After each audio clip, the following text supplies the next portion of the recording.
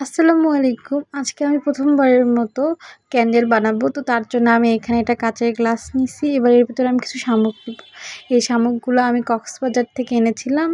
এর ভিতরে এবার কিছু পার্ল দিলাম আর দিব পানি। এরপর আমি একটা নর্মাল মোম মেল্ট করে নিছি, সেটা আস্তে আস্তে পানির ভিতর দিব। দেখবেন এটা একদম মেঘের মতো একটা টেক্সচার দিবে। তারপর আমি এখানে কিছু কালার অ্যাড করছি। ফার্স্টে আমি অ্যাক্রিলিক কালার দিছিলাম, কিন্তু অ্যাক্রিলিক কালার কোনোভাবেই মোমের সাথে মেল্ট হচ্ছিল না।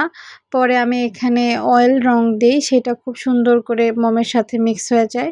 তারপর এখানে আমি মোম দিয়েই কিছু শামুক বানিয়ে নিয়েছিলাম, কিন্তু আমি এখানে একটু ভুল করি। আমি মোমটা শুকানোর আগেই ওর ভিতরে আমি দিয়ে দিয়েছিলাম, যার কারণে ওইটা একদম মোমের ভিতরে চলে গেছিলো। লাস্টে শুধু একটাই দেখা যাচ্ছিল। এই পরের এই সুন্দরটাও মোমের সাথে মিশে গেছে। তো দেখুন এখানে কি সুন্দর মেঘের মতো একটা টেক্সচার তৈরি হয়েছে, কত সুন্দর দেখা যাচ্ছে। আপনারা এটা চাইলে ইজিলি বাসায় বানিয়ে নিতে পারবেন।